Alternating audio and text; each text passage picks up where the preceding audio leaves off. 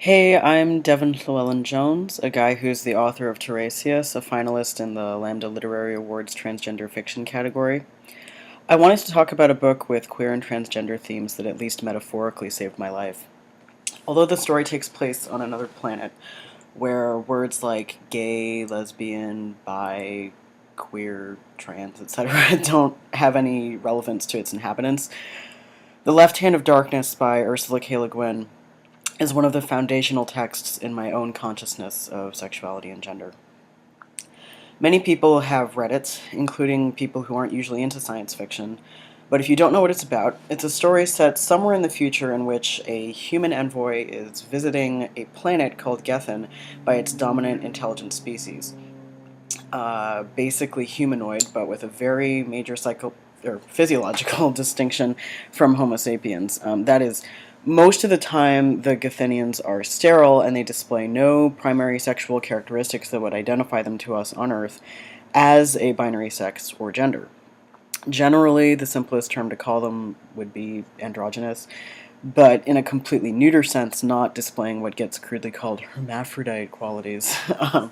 Still, on a monthly cycle, varying from individual to individual, like menstruation, there is a several-day period where Gathenians enter what they call Kemmer.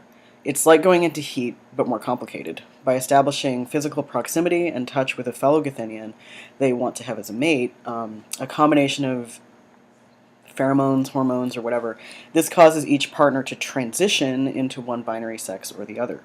Then they have sex with or without contraception. If without, the female partner gets pregnant. I mean female, gets pregnant, stays in that sex until giving birth. No Gathenian usually favors one sex over the other. It's pretty random. Occasionally, same-sex pairings do seem to result, and since being in Kemmer means rampant horniness, there are places where these people can just go to have orgies and stuff like that. You can be extremely promiscuous if you want. The social safety net and family system in the different major countries on the planet are all set up for people to raise children with or without two parents present.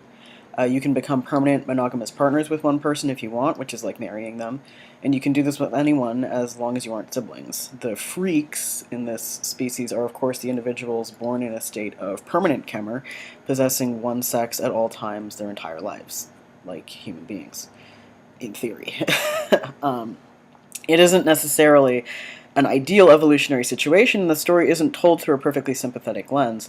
As a cis man from Earth is the person observing the Gathenians, his perceptions of them in the narrative are blatantly affected by his internalized beliefs about gender, and both he and the Gathenians have lots to learn from each other as the novel develops. I'd go so far as to make the moderately controversial point that the real-world party-line corporatized model of queer theory and gender theory would present reasons to dislike the idea of Gathenians. I'd say there are some more legitimate and radical criticisms out there as well. As a writer, my next big fiction project is in many ways an answer to Le Guin. You presented one way to have an inherently queer, inherently transgender, inherently transsexual humanoid species. I'm going to respectfully present another way. I'm hoping it will turn out more radical. It's definitely going to be more dystopian. But there can be no doubt for me that The Left Hand of Darkness is a crucial text of the 20th century. It was a crucial text when I was a teenager. It was the first book I read that made me think about the possibility that I could maybe be androgynous myself, that I could be attracted to different genders at different times, that society does not have to be structured around heterosexual husband-wife pairs and their children. It's also just a beautiful, moving, mythical story in the path that it follows. And now that I'm older, I profoundly appreciate the fact that there are no white people in the story. The human narrator would be described in contemporary terms as a black man, and the Gathenian's physical description basically suggests people of color as well.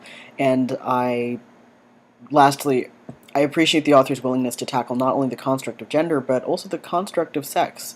I believe that too often, other trans people get taught a very basic concept of genders between your ears, sexes between your legs, which I personally feel is not wrong, but is also far too simple. It glosses over how intersex people experience gender, and it feeds into a belief that gender identity is constant, unchanging, Well, sex is the thing you can modify.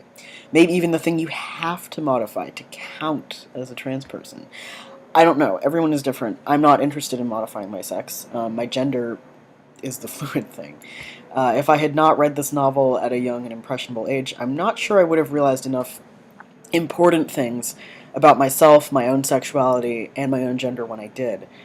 Whatever my life would have been without reading The Left Hand of Darkness, it would be at best rather boring and conformist, at worst depressed and eternally confused.